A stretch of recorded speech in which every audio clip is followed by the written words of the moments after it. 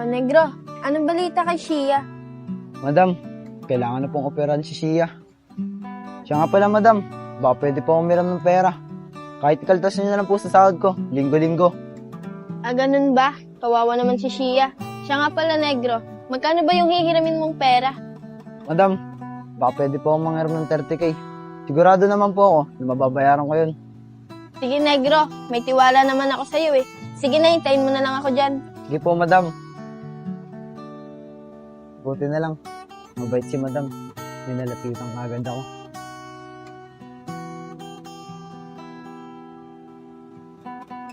O, Negro, 35K yan.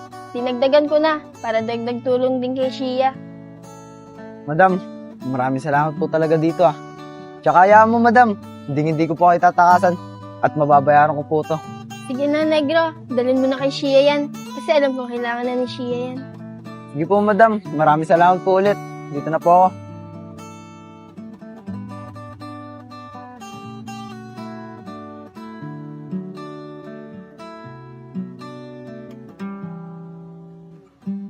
Si Shia yun ah. Shia! Negro!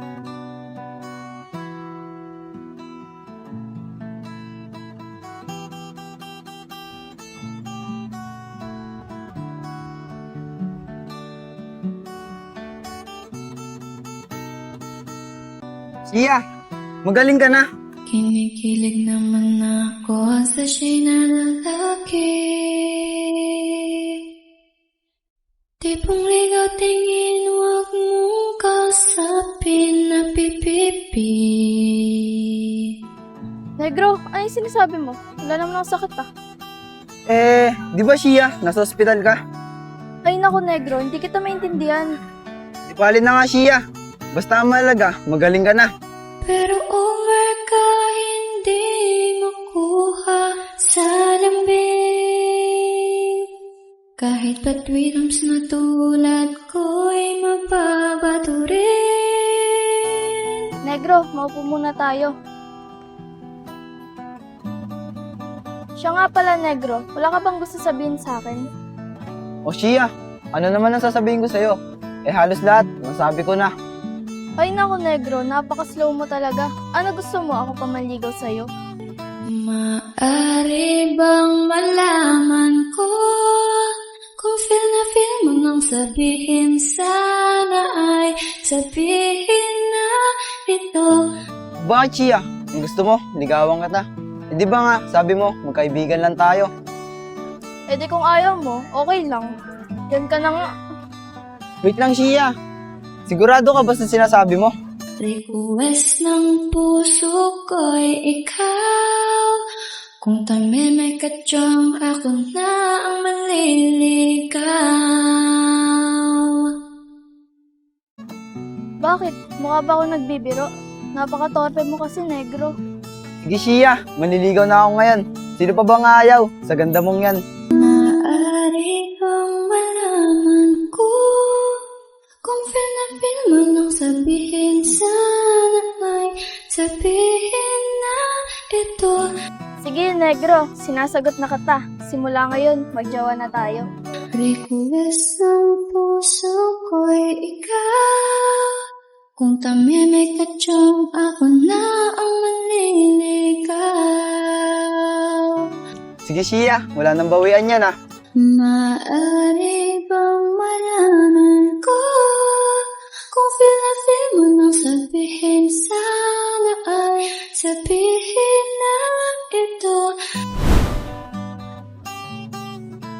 Shia, kala ko totoo na. Panaginip lang pala.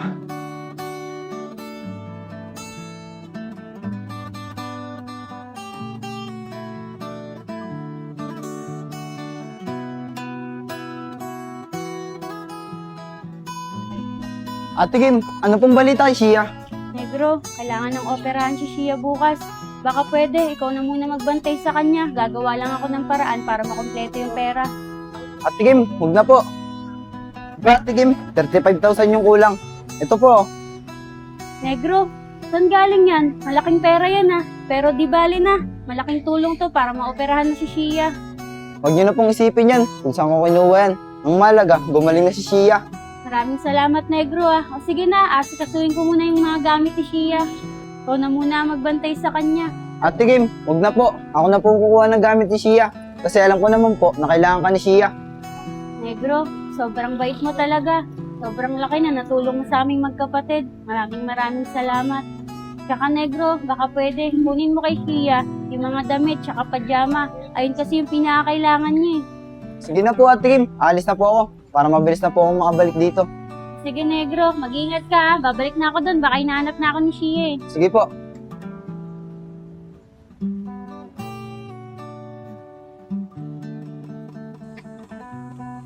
Nel, nakairam kaya si Negro kay Madam ng pera? Malamang yun, nakairam yun. Kasi, papapuntahin ba yun ni Madam kung hindi niya paperamin yun? Buti nagtiwala sa kanya si Madam, no? Bago pa lang naman kasi siya nagkatrabaho sa atin, eh. Mabait naman talaga yun si Madam, eh. Tsaka mukhang may tiwala naman si Madam kay Negro. Kasi mabait din naman si Negro. Sa bagay. Tsaka masipag naman yung si Negro magtrabaho sa atin. Kaya nga, eh. O mga tol, ayun pala si Negro. Saan kaya galing yun? Tara, punta natin. Tara. Tara.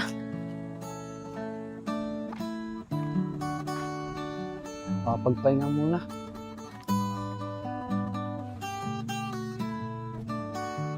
Alis 2 araw na walang tulog ah.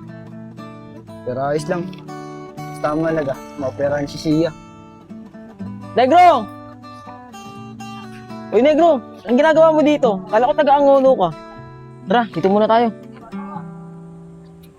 Ah, galing ako kay Shia. Pinakuha kasi ako ng gamit ng ate niya.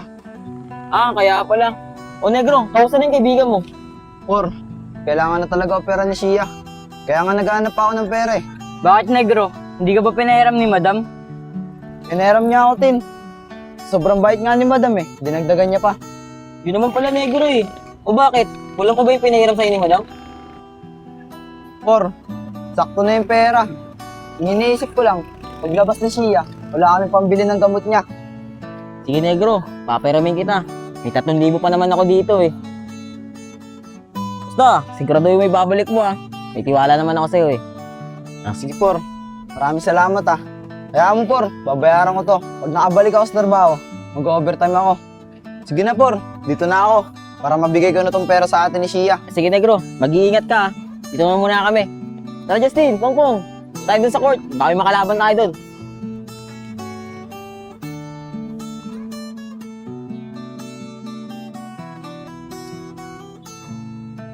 Paano ko kaya makukontak si Ate Kim? Para mabigay ko na tong damit ni Shia. Bawal kasi dalaw sa loob eh. Negro! Ate Kim!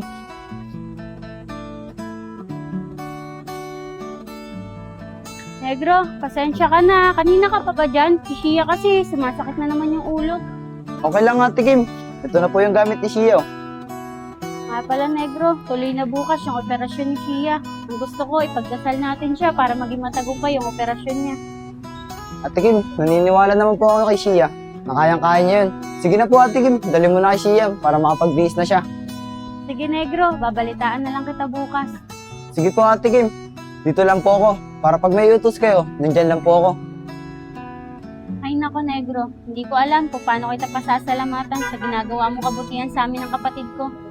Ate Kim, huwag niyo na pong isipin yun. Sige na po, dali niyo na po yung kay Shia. Sige, Negro, maraming salamat talaga ah. Sige po.